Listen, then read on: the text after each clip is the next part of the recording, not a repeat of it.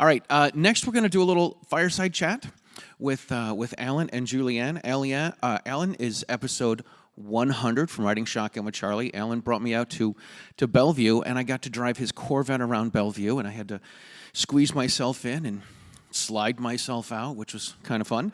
And Julianne was episode 124.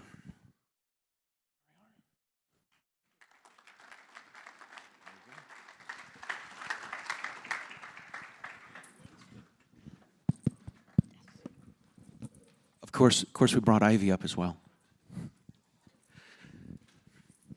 All right, so this is going to be reflections of 50 years of defending, restoring, and securing the Second Amendment. So, first question to kind of get you guys going: what came first, the CCR-BKA or Second Amendment Foundation? The Citizens Committee for the Right to Keep and Bear Arms came first in 1972, and after working with the committee for 2 years on mostly grassroots lobbying and direct lobbying, I recognized there's a need for a foundation to do legal defense and public education work. And so the foundation was formed in '74, and this is now our 50th anniversary. That's fabulous. And GRP started 39 years ago. How did this come about? Well, I think the genesis of GRPC actually started not to be as big as we are in today, but a much smaller nucleus of leaders of the national gun rights groups, which at that point in time weren't even talking to each other. And there was a need to bring them all together so we could sort of be on the same page, know what we were doing, knowing what was needed to be done in the next year or so. And so it started more as a smaller nucleus of leaders of just the national groups. Very cool.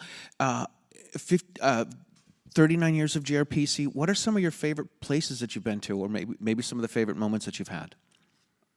Well, we've had a lot of terribly interesting GRPCs. I can think of more of them that stand out because of the sheer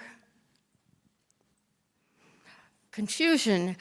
We had a GRPC in Chicago where a gentleman who was being transferred by the FAA to Honolulu was unhappy.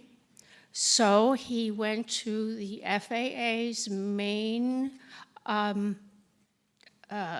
digital area. He cut the wires with an axe and then set it on fire. So, not unsurprisingly, it took out the entire center of the country in terms of any FFA help, and so it shut down the Chicago airport, which was a little inconvenient. So I remember I had my cell phone, and I probably had Alan's cell phone, and I had one on each ear, and I was going back and forth, trying to figure out who was going to speak, who was going to be able to get in, who was not going to be able to get in. That was a challenge. Last year, GRPC was in Phoenix, and it had been in Phoenix for numerous years, and we were very, happy with it. Knew the hotel well and everything else. About 3 months before GRPC, the hotel burnt down. So that was another interesting thing where we had to change everything. Yeah, Alan, which ones would you bring up? Well, the GRPC, to me, that sort of had a great effect on gun rights to begin with. 9/11, September 11th, and our GRPC is like 2-3 weeks away, and airlines are all shut down, banks are shut down, everything is shut down. Are we going to be able to have a conference? We've got the hotel booked. What's going to happen? Right now, the airplanes are not in the air. What do we do? And we decided we're going to go ahead with this conference even if we're the only people there, and we're just going to do it. And lo and behold, a few days before the conference, airplanes are back up in the air. The question is anybody going to get on an airplane? And lo and behold, we had tremendous attendance. People wanted to be with like-minded people you felt secure with. And at that conference, at one of the breaks, and I always talk about how sitting and talking with other people, meeting new people, and sharing ideas outside the agenda itself is important. A couple airline pilots come up to me, one from United, one from Delta. I believe Jim Irvine was the Delta pilot with Delta Airlines, and then somebody from another pilot from another airline. I go, we want to start an armed pilots group to lobby to get pilots to be able to be armed. I said, well, great, our agenda is fixed, but I'm going to stick you guys in at lunch, and you talk about it. And at lunch, they raised a whole bunch of dollars from people to get the organization started.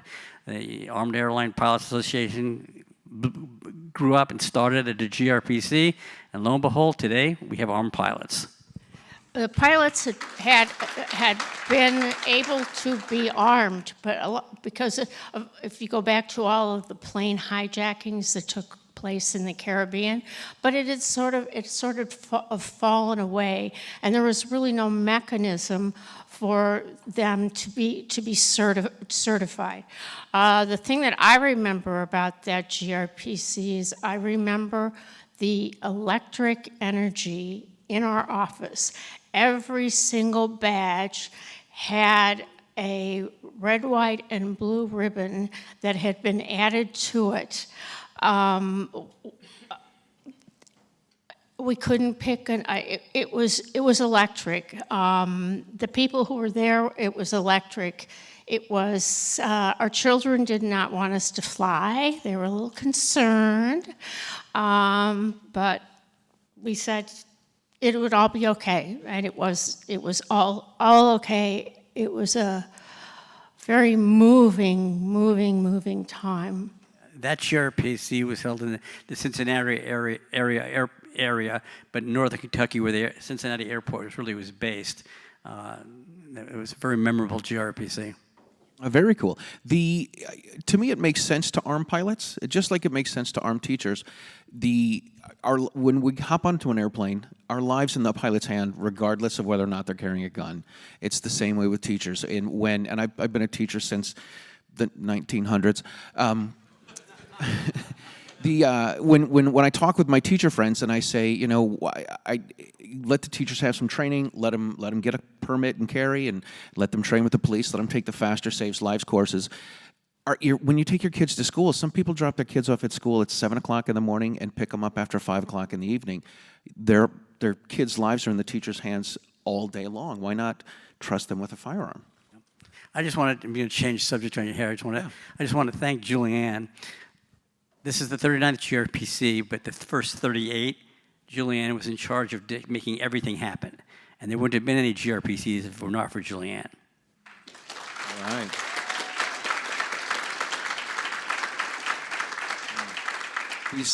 These are incredible events. To me, my first one was in Tampa in 2016, and everyone says that going to these is like a family reunion, and I say it's not a family reunion until the second one that you go to, because then you get familiar with everybody. So I absolutely love coming to this, and there's no way I don't want to not come back. This is my one thing to go to.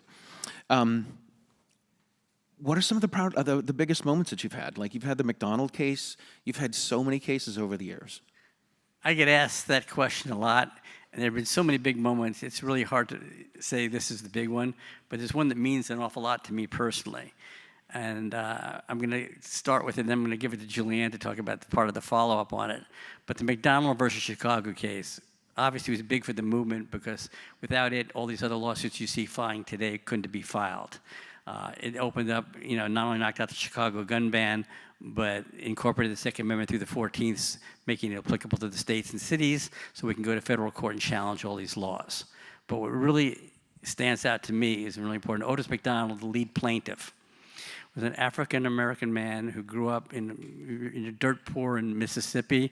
His mother, when he was a teenager, basically gave him all the last money she had, put him on a train, or I think it was a train, sent him to Chicago and said, go to Chicago, make something of yourself, and make your mama proud. I knew that story because it was in print. Anyway, when we won McDonald versus Chicago, we're walking down, I don't know how many of you have been at the United States Supreme Court, but there's giant stairs that come down from the court to the street. And we're about midway coming down the stairs, and Otis stops me dead cold, looks at me and says, Alan, I just want to thank you and the Second Amendment Foundation, because without you, I couldn't have made my mama proud. And I was in tears. I'm going to tear up now. And what it is not just a piece of paper for the Bill of Rights, the Second Amendment. It's not just about constitutional law, and it's not just even about people. It's about human rights. And it's just really right there. It made my whole life, that one statement from Otis McDonald. Otis, a few years later, passed away. And I was stuck on staff business, I believe. I don't remember where I was, but I wasn't able to go to the funeral. But Julianne represented the Second Amendment Foundation at the funeral. And I'd like to just let Julie comment a little bit about the church service. And over the years, we've worked with hundreds of plaintiffs, and each one had a story, and each one had a compelling story. And the civil rights are my passion. I flew to Chicago. I was on my way actually to Tampa, but I said, "Oh, okay, I can go through Chicago." And then Alan Gura, who was the attorney, was on his way to LA, and he said, "Okay, I can stop in Chicago." So we met in Chicago, and then we went to find a hotel room. And there's a lot more stories to the Otis thing. I see we don't have time, but we went to the funeral. It was on the south side of Chicago. We were in a African American church. Otis's nephew was the reverend. The first 12, 15 rows were Otis's family, and we knew Otis, we knew his family, but we weren't all that close. Of course, I was really close to Otis and stuff because we'd worked with him for years. All these things take years, so you get to know people. But we were all sitting there together, and then Fred, who was Otis's nephew, said, "I want all you people to stand up." Okay, so everybody in the church stands up. And then he says, "You people in the back, you just keep standing." Okay, we're doing that. Then he tells everybody else in the church to turn around and look at us. He said, "These are the white people that care for all of us. And these are the people who want to take care of all of you. And I want you to applaud them and give them a standing ovation." And I was moved by it, but I was extremely moved by it. How could you not be? But I was like, this is why we do this. We do this for people because we believe in it. We really, really, really, really believe in it, and it was. I was almost embarrassed because it was like what we should have been doing. That was our mission and our goal. We didn't need any extra notice or anything else, but it was, something you don't forget.